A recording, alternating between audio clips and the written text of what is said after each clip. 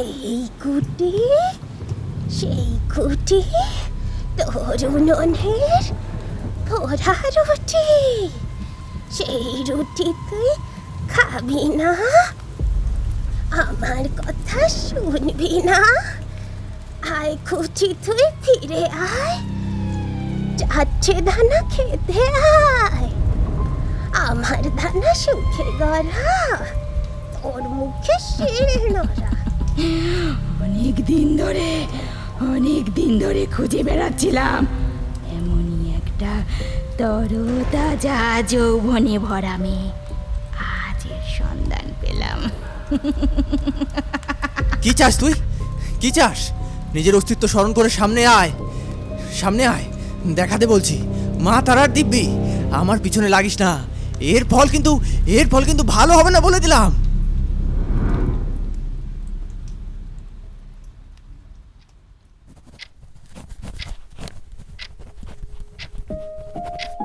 আবারও বছর 20 পার হয়ে যাবে, তখনও প্রেমিকার কথা মনে রয়ে যাবে। বড্ড হিংসে যে ছিল তার মনে, তবুও তার কথা মনে পড়ে যাবে। জীবনটা একটা মস্ত বড় গেম, তাই বলে কি ভুলে যাব ওটাই ছিল আমার প্রথম প্রেম।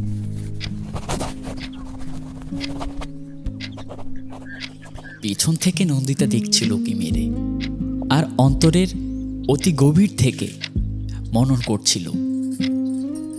বাকিটা জীবন আমাকে কি তবে এভাবেই থেকে যেতে হবে? সে হয়তো নিজের অন্তরে অন্যজনের কথা আজও ভাবে, তাই লেখে। না হলে কই, আমাকে নিয়ে তো কোনো কিছু লেখে না। তখনই মাথাটা হালকা এড়ে ভাবে নন্দিতার দিকে তাকিয়ে আবারও কলম আর কাগজে মন স্থির করে উত্তর দেয়, আরে লিখি, তোমায় নিয়েও লিখি গো নন্দী। হ্যাঁ, ছাতার মাত্রা লেখো। চোখ আমার দিকে থাকলেও মন থাকে সেই যে পলাশনগরে। পালঙ্কের মাঝখান থেকে উঠে একেবারে জানালার পাশে হুড়মুড়িয়ে উঠলেন লেখক অভিজিৎ সেন।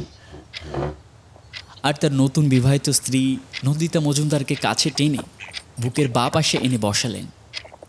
কিছুক্ষণের জন্য যেন মনে হলো বসন্ত লেখকের দোরগোড়ায় এসে ধাক্কা খাচ্ছে। নিজের বউয়ের কপালে একটা চুমু লেপন করে উত্তর দেয়, কল্পনায় তো সুচিত্রা সেনও আসে, তবে তাই বলে কি আমি উত্তম কুমার হয়ে যাই নাকি শোনা? এই শিল্পী সত্তা জীবন বড়ই বেদনার গো। কখন কোন মুহূর্তে কি এসে আমার অন্তরের দোরে কড়া নাড়ে খেয়ে জানে। আর আমাকে না চাওয়ার সত্ত্বেও ছুটে যেতে হয় সেদিক পানে। হ্যাঁ, সেই জন্যই আজও তার দিকে ছুটে যাওয়ার ইচ্ছা করে, তাই না আমার ছোট সাহিত্য সম্রাট? ছাড়ো তো, ব্যাগ গোছাতে হবে, অনেক কাজ। আরে কেন? কোথায় যাওয়া হবে? লেখক অভিজিৎ সেন কিছুটা হতবাক হয়ে তার স্ত্রীকে প্রশ্ন করলেন। নন্দিতা বেশ ব্যস্ততার সাথে উঠে অন্য ঘরে আলমারির দিকে যায় আর বলতে থাকে, কাল বাদে পরশু ছোট ভাইয়ের পইতে, খেয়াল আছে? না, তা তো থাকবে না মশাইয়ের। সাহিত্য চর্চার নাম করে কোথায় কোন সুন্দরী মেয়েকে নিয়ে ভাবা যায় সেটার খেয়াল থাকে খুব। আহা নন্দী, কিন্তু ভাইয়ের বিয়ে। আগে বিয়ে না, পইতে জনাব। হ্যাঁ, ওই একই কর্মকাণ্ড। যাকে মানে ওই পলাশনগর তো। আহারে, আগে বলবে তো। তা কটার ট্রেন? তা তো মনে থাকবে। হ্যাঁ, দেখছো তো, নিজের শ্বশুরবাড়ির কথা মনে নেই এখন। আপনি যান, স্নান সেরে তাড়াতাড়ি রেডি হলে খুব খুশি হব। দুপুর 3টে ট্রেন ধরবো, বোঝা গেল? আরে তুমি চিন্তা করো না, এক্ষুনি যাচ্ছি আমি। লেখকের পলাশনগর নিয়ে একটা আলাদাই আগ্রহ আছে বলে মনে হয়। তা না হলে নন্দিতা দেবী এত চটে যাওয়ার মতো তো মেয়ে না। যাই হোক, বেলা হতে না হতেই রওনা দিল তারা তাদের পার্শ্ববর্তী স্টেশন কোপাইডাঙ্গা থেকে। ট্রেনে উঠে তৎক্ষণাৎই একটা জায়গার ব্যবস্থা করে দিয়ে অভিজিৎ নিজের ট্রেনের হাতল ধরে কাক ভেজার মতো দরদার করে ঘেমে দাঁড়িয়ে আছে। মাঝে মাঝে বউয়ের শাড়ির আঁচল লেখকের বদনখানির দিকে এগিয়ে আসছে। এভাবেও ঘন্টা দেড়েক ট্রেনের মধ্যে কাটিয়ে তারা পৌঁছে গেল পলাশনগর স্টেশনে। ট্রেন থেকে নেমে ব্যাগপাতি নিয়ে একটা কাঁচা রাস্তা ধরে তারা হাঁটছে দুজনে। মাঝে মাঝে একে অপরের দিকে চেয়ে চেয়ে দেখছে আর বলছে, যাই বলো গিন্নি, তোমাদের গ্রামে কিন্তু একটা আলাদাই মজা আছে, বুঝলে? নন্দিতা একটা তাচ্ছিলের হাসি হেসে অভিজিৎকে উত্তর দেয়, লেখক মানুষ, আগে গ্রামটা উচ্চারণ করতে শেখো গো। সবার সামনে আমার মান সম্মানটা ডুবিও না। বঙ্গবাসীর স্টুডেন্ট, বাংলায় অনার্স, ছি ছি ছি ছি ছি ছি। ধুর, তুমি ইদানিং আমার সাথে ভীষণ মশকরা করছো। দাঁড়ো দেখি একটা ভ্যান রিক্সা পাই কিনা। এইভাবে তো আর সারাটা পথ হেঁটে যেতে পারবো না, সন্ধ্যা নামছে। হ্যাঁ, তাই দেখো। অভিজিৎ হাতে রাখা মোটা ট্রলি ব্যাগটাকে পাশে রেখে নন্দিতাকে একটা দোকানের শেডের তলায় দাঁড় করিয়ে দিয়ে চলে গেল সামনের দিকে। কিছুক্ষণের মধ্যে দেখে একটা বৃদ্ধ লোকের ভ্যানে করে অভিজিৎ আসছে দূর থেকে। কাছে এসেই অভিজিতের ডাক, নন্দিতা, একটা ভ্যান পেয়ে গেছি, তাড়াতাড়ি আসো, উঠে পড়ো। ব্যাস, সাথে সাথেই তারা রওনা দিল লেখকের শ্বশুর বাড়ি পলাশনগর, মূল গ্রামের দিকে। ঘোর সন্ধ্যা, গ্রামীণ জীবন, লণ্ঠনের আলোগুলো ধীরে ধীরে চোখে পড়ছে দূর থেকে। গুবরে পোকাগুলো ভ্যানের চাকার সাথে সাথে যেন মিলিয়ে ছন্দে ডাকছে। কোথাও মাঝে মাঝে দুই একটা জোনাকের আলো চোখে পড়ছে, আবার তার সামনে গেলে হাওয়ায় মিলিয়ে যাচ্ছে। ঠিক তখনই চালক তাদের দিকে কিছুক্ষণ চেয়ে বলে, সন্ধ্যা নেমে গেছে বাবু, আমি কিন্তু ওই কুমোরপাড়ার দিকে আমার গাড়িটা নিয়ে যেতে পারবো না, এই আগে থেকে বলে দিলাম। লেখক অভিজিৎ কিছুটা ঠাট্টার সাথে বলে, আচ্ছা, কিন্তু কেন? ওদিক দিয়ে গেলে তোমার হবেটা কি? প্রাক্তনের বাড়ি? পাশে বসে থাকা নন্দিনীও এক তড়িৎ হাসি দিয়ে চালককে বলে, নিশ্চয়ই কাকামশাইয়ের গিন্নির বারণ আছে। এই বলে দুজনে অট্টহাসিতে মেতে উঠল। কিছুক্ষণ চুপ করে থেকে সামনের দিকে ভ্যানটাকে এগিয়ে নিয়ে গেল চালক হরিহর। এরপর একটা শুকনো কাশি দিয়ে তাদের দিকে আড়মুড়ে চেয়ে বলে, রবীন্দ্রনাথের কুমোরপাড়ার গরুর গাড়ি পড়েছেন না আপনারা? কুমোরপাড়ার গরুর গাড়ি, বোঝাই করা কলসি হাড়ি, গাড়ি চালায়। হ্যাঁ, বংশী বদন, সঙ্গে যায় ভাগ্নে মদন। তখন হরিহর কিছুটা রাগান্বিত হয়ে উত্তর দেয়, না না না না না, গাড়ি চালায় অম্বালিকা, সঙ্গে থাকে তার প্রেতজলিকা, আর ওই জালের সংস্পর্শে যদি কোনো রক্তে মাংসে গড়া মনুষ্য শরীর যায় তবে তার ইন্তেকাল নিশ্চিত।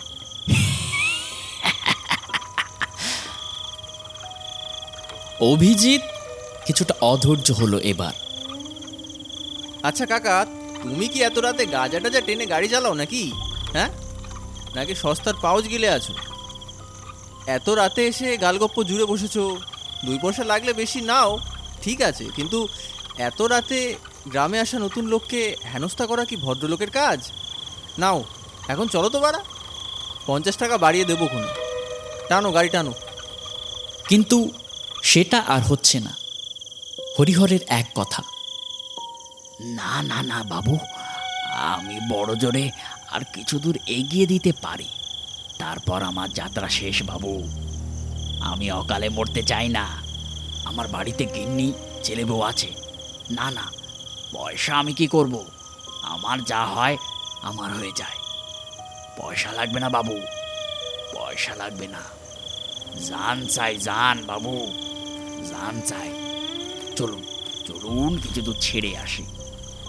এই বলে সে ধীরে ধীরে পুরাতন কাঠের ভ্যান ধাক্কা দিয়ে সিটে বসল।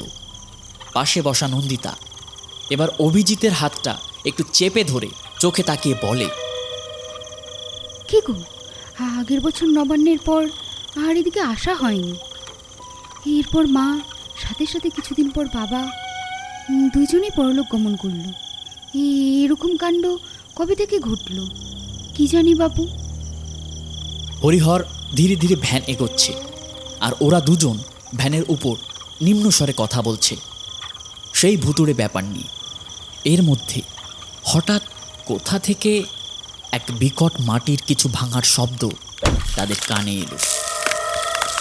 মুহূর্তেই শীতল হাওয়ার সঙ্গে মাঝে মধ্যে অদ্ভুত গরম ঝাপটা উঠতে শুরু করে। বরফের মতো ঠান্ডা একটা পচা আদিম গন্ধ নাকে ভেসে আসতেই তাদের বুক ধড়ফড় করে ওঠে। চোখে স্পষ্ট ভয়ের ছাপ, নিঃশ্বাস ভারী হয়ে আসছে। তারা নিজেদের চোখে চোখে তাকাতে থাকে, যেন একটু ভয় পেল, একটু অবাক হলো। হরিহর ভ্যান থেকে এক লাফে নামে আর বলে, ওই তো বাবু, সময় এসে গেছে বাবু, অম্বালিকার আসার সময় এসে গেছে, আপনারা নামুন, এক্ষুনি নামুন। হরিহরের তাড়াহুড়োতে অভিজিৎ আর নন্দিতা একটু বেঁকে বসে কাপা গলায় চাপা স্বরে উত্তর দেয়, আরে আরে, এ কি অসভ্যতামি! এখনো গন্তব্যস্থলে পৌঁছে পারলো না, নামিয়ে দেওয়া হচ্ছে। তুমিই তো বলে কুমোরপাড়া অবধি যাবে, সেই অবধিও গেলে না। কাকা আপনি এমন করতে পারেন না। হরিহরের চোখে মুখে যেন এক কঠিন জমাট ভয়ের ছাপ লেগেই আছে। যে কোনো মানুষ দেখলে বুঝে নিতে পারবে সেটা। না না না না মা, কোনো কথা আমি আর শুনতে চাই না। বাঁচতে চাইলে তোরাও ফিরে যা মা, আমার ভ্যান থেকে নেমে পড়, পয়সা দেওয়া লাগবে না। যা যা, আমি তোদের পুরো পথ ছেড়ে দিতে পারলাম না মা। তাড়াহুড়ো করে ভ্যান থেকে নামতেই হরিহর ভ্যান নিয়ে চম্পট। এদিকে অভিজিৎ তার বুক পকেট থেকে কিছু খুচরো পয়সা বের করতেই, আরে আরে, আপনি তো বেশ পাজি মানুষ তো। এই এত রাতে কিসব আজগুবি গপ্প ছেড়ে এদিকে মাঝপথে ছেড়ে দিয়ে বিদে হলেন, এদিকে নিজের টাকাটাও নিলেন না। আরে ও দাদা! হরিহর যেতে যেতে চেঁচিয়ে বলে গেল, ওই পথে যাইবেন না বাবু, আপনারা অন্য কোথাও চলে যান। এই রাতে বড় বিপদে পড়বেন। অভিজিৎ বিরক্ত স্বরে কিছু উচ্ছৃঙ্খল কথা তার দিকে ছুড়ে দিয়ে তার স্ত্রী নন্দিতাকে নিয়ে হাঁটা শুরু করে, আর কথা বলতে বলতে বলে, হ্যাঁ, তোমার বিপদের ক্যাতায় আগুন, সালা পাজি বুড়ো। এখন চলো বাকিটা পথ হেঁটে। নন্দিতা কিছুটা ভাবুক হয়ে মনে মনে প্রশ্ন আউড়ে অভিজিৎকে ধীর স্বরে বলে, কি গো, যদি সত্যি সত্যি বিপদ ঘটে তখন কি হবে? অভিজিৎ তার ছেলের হাসি হেসে নন্দিতাকে উত্তর দেয়, কি হবে?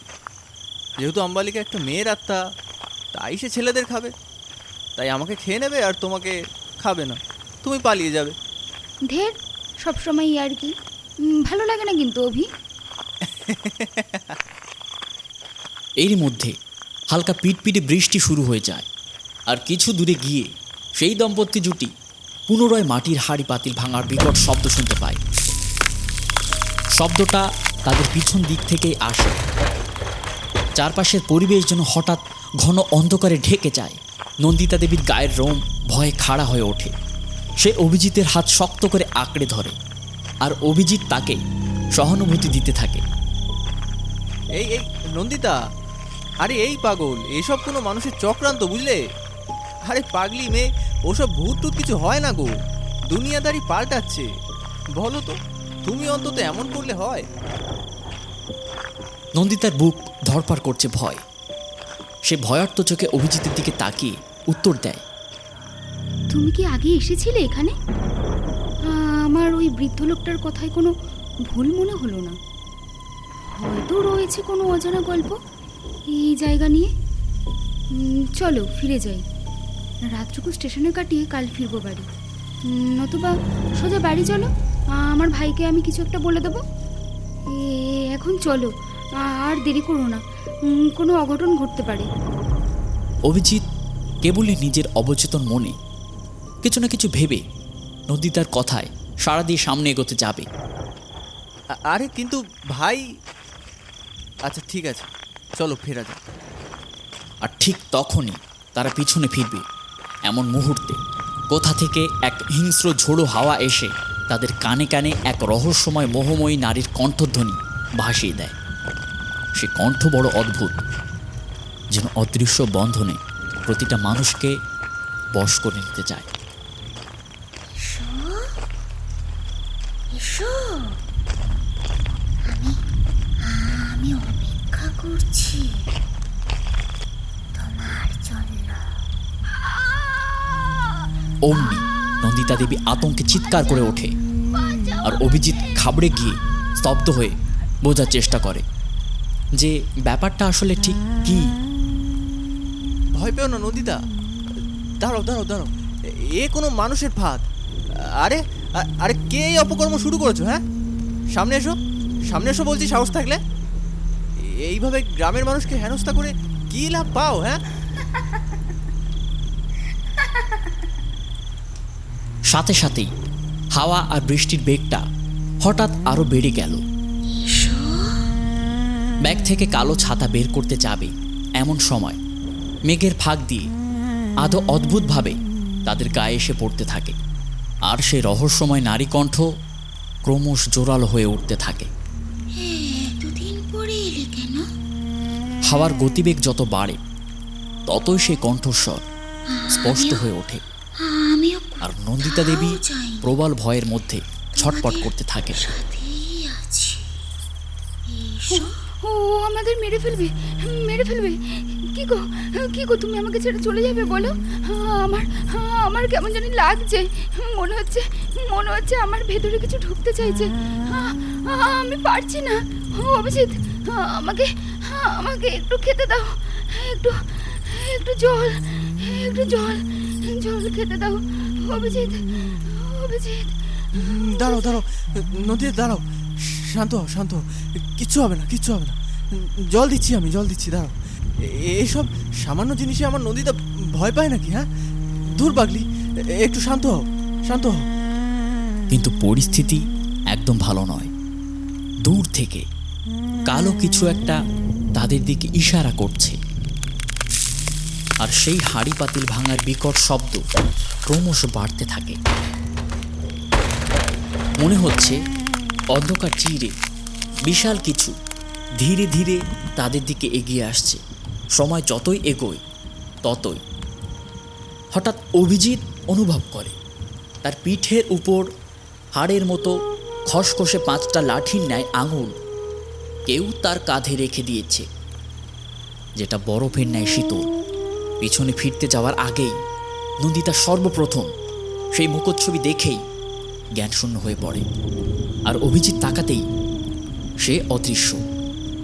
নিজের স্ত্রীর এমন করুণ অবস্থায় আর সেই ভয়াবহ পরিস্থিতির মুখোমুখি হয়ে অভিজিৎ পাগলের ন্যায় আচরণ করতে শুরু করে দেয়। জীবনের প্রথমবার এই বিভীষিকাময় অভিজ্ঞতার সম্মুখীন সে। এখন তার একটাই চিন্তা, এই নারকীয় মায়াজাল থেকে বেরোতে পারলেই যেন তাদের নতুন করে জন্মলাভ। শয়তান পিশাচ, পিশাচ হয়েও এত ভীতিকর আচরণ কেন তোর? নাকি ভূতেদের বৈশিষ্ট্যই সরল মানুষদের ভয় দেখানো? কি চাস তুই, কি চাস? নিজের অস্তিত্ব স্মরণ করে সামনে আয়, সামনে আয়, দেখাতে বলছি। মা তারার দিব্যি, আমার পিছনে লাগিস না। এর ফল কিন্তু ভালো হবে না বলে দিলাম। নিজেকে অনেকটা আত্মবিশ্বাসী করে শরীরের সমস্ত সাহস জড়ো করে সে ওই পিশাচকে কটূক্তি করতে থাকে, আর নিজের স্ত্রীর চোখে মুখে জল দিতে থাকে।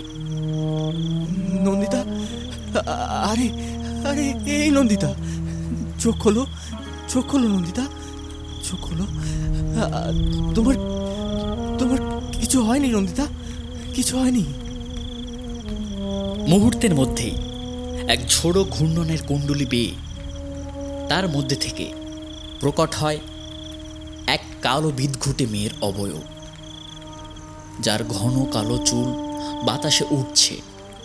মুখের চামড়া নেই, তাতে কেবল হাড় স্পষ্ট দেখা যাচ্ছে, যেন দীর্ঘদিন জলে পচে কীটপতঙ্গে খাওয়া এক বিকৃত দেহ। আর আর চারপাশ থেকে এক বিকট দুর্গন্ধ ছড়িয়ে পড়তে থাকে। গোটা পরিবেশ হঠাৎ স্তব্ধ হয়ে যায়। অভিজিৎ স্বচক্ষে এই বিভীষিকাময় দৃশ্যের সাক্ষী হয়ে থমকে দাঁড়িয়ে থাকে। তবু বুকের রক্ত থেমে থাকে না। সেই কালো অবয়ব পিশাচিনীর ভঙ্গিতে তেড়ে আসতেই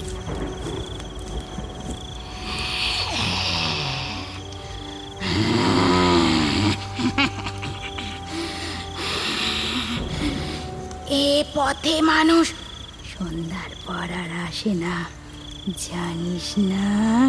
হ্যাঁ, নিশি পড়লে এই পথে রাজত্ব আমি করি।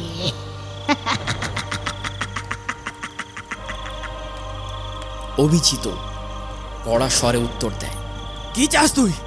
হ্যাঁ, কেন রাতের বেলা এই গ্রামের সরল মানুষদের তুই জ্বালাতন করিস? হ্যাঁ, এই সকল উত্তর আমি তোকে দেব না। আমার তো মনে অন্য চিন্তা। আমার ওই মেয়েকে খুব ভালো লেগেছে, খুব ভালো লেগেছে। ওর শরীরে বাসা করতে চাই এবার আমি। অনেক দিন ধরে খুঁজে বেড়াচ্ছিলাম এমনই একটা তরতাজা যৌবনে ভরা মেয়ে। আজ এর সন্ধান পেলাম। অভিজিৎ সেই পিশাচিনীর এমন বাসনার কথা শুনি তেলে বেগুনে জ্বলে ওঠে। ওদিকে সেই পিশাচিনী তীব্র অভিলাষের ঘোরে তা দিন দিন করে বাদর নাচের মতো নেচে ওঠে আর অট্টহাসিতে ফেটে পড়ে এবং নন্দিতার দিকে নিজের বাম চোখের দৃষ্টি পড়তেই হাতের কাছে ছাতা নিয়ে যেন সেই পিশাচিনীর দিকে অগ্রসর হয়। এত বড় সাহস তোর? হ্যাঁ, এই নে, নে।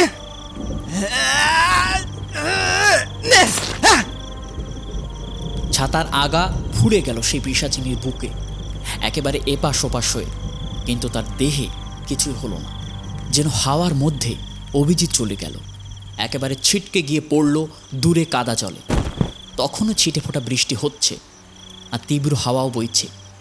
হঠাৎ তার চোখে মুখে কালো অন্ধকার নেমে এলো। মনে মনে কেবল চিন্তা করছে, এ কোন মায়া জালে তারা এসে আটকে পড়েছে। ভগবানকে ডাকা ছাড়া আর কোনো উপায় সে পাচ্ছিল না। এদিকে নন্দিতার শরীরের কাছে গিয়ে সে পুরো মুখমণ্ডল প্রকাশ করল অভিজিতের দিকে তাকিয়ে। সেই রূপ এত ভয়ানক যা দেখলে কোনো হার্টের রোগী এক ধাক্কায় মারা যাবে। চোখগুলো দিয়ে আগুনের ফুলকির মতো গোলাকার পিণ্ড বেরোচ্ছে, মুখগুলো ঝলসানো। এক বিকট কালো ধোঁয়া তার শরীরের উপর দিয়ে উড়ে যাচ্ছে, যেখান থেকে এক আদিম পচা গন্ধ বেরোচ্ছে। বেশ স্পষ্ট বোঝা যায় সেই পিশাচিনী লাল শাড়ির আটপৌড়েভাবে পড়েছিল মৃত্যুর আগে। নাকে পেঁচানো গোল নাক চাবি, তাতে তাকে এক ভয়ঙ্কর লাশময় দেখাচ্ছে। তার একটাই আকাঙ্ক্ষা নন্দিতার শরীরের ভিতর প্রবেশ করা, তারপর নতুন জীবন শুরু করা। এদিকে অভিজিতের চোখ ধীরে ধীরে বুজে আসছে, যেন এক মাদকীয় প্রলোভনে তাকে চিরনিদ্রায় টেনে নিচ্ছে। আচমকা হয়ে তাকিয়ে পিটপিট করে বলে, একদম না, যাস না, যাস না, ওর ভিতরে যাস না, খবরদার, খবরদার যাবি না, শয়তান পিশাচিনী। এই দৃশ্য চলাকালীনই ওই স্থানে প্রবেশ ঘটে এক খুনখুনে আগন্তুক বৃদ্ধার। সাদা শাড়ি পরা, হাতে তেড়া বেঁকা একটা লাঠি কুঁজো হয়ে আছে। দূর থেকে চিৎকার করে বলছে, ছেড়ে দে ওকে। আর মনে মনে কি যেন পড়ছে, ছাড় বলছি, ছেড়ে দে রে ওকে। একদম ধারের কাছে যাবি না, কষ্ট করে দেব আমি। হ্যাঁ, না না, একদম যাবি না। বৃদ্ধার হঠাৎ উপস্থিতিতে ওই পিশাচিনী যেন স্থির হতে পারল না। অমনি সে নন্দিতার শরীরে ঢুকে পড়ল আর মুহূর্তেই হাওয়ায় চিত হয়ে শুয়ে ঝুলে পড়ল। নন্দিতার চুলগুলো উপরের দিকে লম্বা হয়ে উঠছে, সাথে সাথেই বৃদ্ধা কাছে এসেই নিজের বাম হাত থেকে একটা হলুদ আর লাল গুলোর মিশ্রণ ছুড়ে দিল নন্দিতার দিকে, আর চিৎকার ভেসে পড়ে। নন্দিতার মুখ থেকে যেন আলাদা কণ্ঠস্বর শোনা যাচ্ছে। একটা একটা নতুন শরীর, নতুন শরীর, আরো একটা নতুন জন্ম। এবার নেব আমি আমার বদলা। আমার বদলা আমি পূরণ করব। আমি কিছুতেই মুক্তি চাই না, কিছুতেই না। এই রকম যৌবন ভরা দেহ ছিল আমার, যৌবন ভরা দেহ ছিল আমার। মুক্তি চাই না, ওদিকে বৃদ্ধা চাই না। কেমন বিদঘুটে মন্ত্র পড়তে রয়েছে নন্দিতার শাড়ির আঁচল ধরে। সেই গুটি তরুণের পোড়া রুটি, সেই রুটি তুই খাবি না, আমার কথা শুনবি না। আয় খুঁটি তুই ফিরে আয়, যাচ্ছে দানা খেতে আয়। আমার দানা সুখে গড়া, তোর মুখে শিড়ে নড়া। অতি প্রত্যন্ত খাঁটি গ্রাম্য ভাষায় সেই বৃদ্ধা ছড়া আওড়াচ্ছিল। এজন্য তাকে বশ করার এক গুপ্ত বিদ্যা। হয়তো কথাগুলোর মূল্য অনেকটা সহজ সারল্যে ভরা, তবে হতে পারে সেই কথার বাহিরে রয়েছে অনেক কড়া কোনো শব্দের গুপ্ত মন্ত্র। এমনভাবে কিছুক্ষণ হতে লাগলো। চারিদিকে ওই সরল গ্রাম্য মন্ত্র ছড়িয়ে যেতে লাগলো, আর একটা বুক ফাটানোর চিৎকার। মাঝে মাঝে সেই পিশাচিনী মুখ থেকে বিকট অকথ্য কিছু উৎসৃষ্ট কথা। না না না না, আমার চাই না ওই খাবার, না ওই খাবার খেতে, না না না না। ওতে আছে কেবল ছলনা, না হলে কোনো বসস্থ বাসস্থান। না না না, আমাকে ছেড়ে দে শয়তান। এর আগে তুই তুই আমার পথের কাঁটা হয়ে দাঁড়িয়েছিস কেন রে বুড়ি চুরি? হ্যাঁ, এই বয়সে নিজের জন্য শান্তির জায়গা খুঁজে বেড়াবি, তা নয় প্রেত চর্চা করে বেড়াচ্ছিস? হ্যাঁ, না না না না, ছেড়ে দে, ছেড়ে দে, আমাকে ছেড়ে দে। আমি নতুন শরীর চাই, নতুন শরীর চাই। বাঁচতে দে আমাকে, আমাকে বাঁচতে দে, এবার বাঁচতে দে, বাঁচতে দে। আহা, মরা মানুষ একবার জগৎ ছাড়লে আর বাঁচে না রে মা। তুই ওকে ছেড়ে দে, ছেড়ে দিয়ে চলে যা। দেখবি পরের জন্মে ভালো কোনো ঘর পাবি। তুই যা মা, এই মেয়ের সংসারটা কেন তুই শেষ করতে চাস? আয় আমার কাছে আয়, নে খেয়ে নে মা, আর যা ছাড় গাছ ছেড়ে চলে যা, দেখিনি যা। না না না না, আমি বাঁচতে চাই। আমি গ্রহণ করবো না, করবো না, করবো না ওই খাবার। না না না, যেন কোনো শক্তিশালী মহাশক্তি তাকে স্বেচ্ছায় টেনে নিচ্ছে নিচের দিকে। সেই বৃদ্ধা চোখের পলকে কখন যে একদলা আটা বা ময়দার গোলাকার খাবার একটি বৃত্তের মধ্যে সাজিয়ে রেখেছিল তাকে বুঝতে পারেনি। অবশেষে শান্ত বাচ্চার মতো এসে সেই খাবার ধারালো নখ দিয়ে খুঁচে খুঁচে খেতে থাকে, আর কিছুক্ষণের মধ্যেই হাওয়ার সাথে উড়ে মিলিয়ে যায়।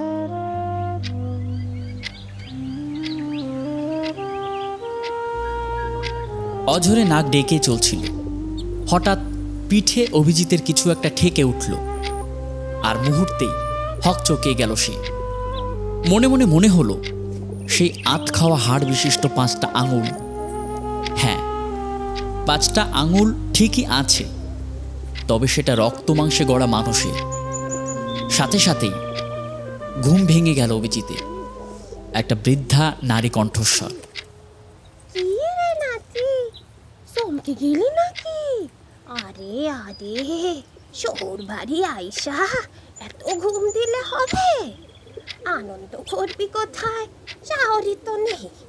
তাও সকলের কাছে আবদার করবি, হুল্লোড় করবি, এটা খাবো ওটা খাবো, নদীতে গিয়ে মাছ ধরবি। তা না, খালি পুড়ে পড়ে নাক ডেকে ঘুম আর ঘুম। যা ওঠ শালার বেটা, সারা রাত ফষ্টি নষ্টি কম করতেছ না। আমা ঘুমাইয়ারে নিয়ে সেটা বোঝাই যাচ্ছে। পাশ থেকে সবাই হেসে ওঠে সজোরে। আর ওদিকে নন্দিতা হাতে এক বাটি দই আর বাড়িতে ভাজা খই নিয়ে ঠাম্মাকে উত্তর দেয়, বলি ও ঠাম্মা, ফষ্টি নষ্টি তো দূরের কথা, সারা রাত হাতে কলম চলে। ভালোবাসা আজকাল একটু কমই চলছে। দেখো গা, এখনো কোন গল্পের প্লটের মধ্যে ঢুকেছিল কে জানে। ওদিকে ভালো ঠাম্মা মস্করা করে হেসে বলে, এ মা, এ কোন জামাইয়ের ঘরে গেলি রে নদী?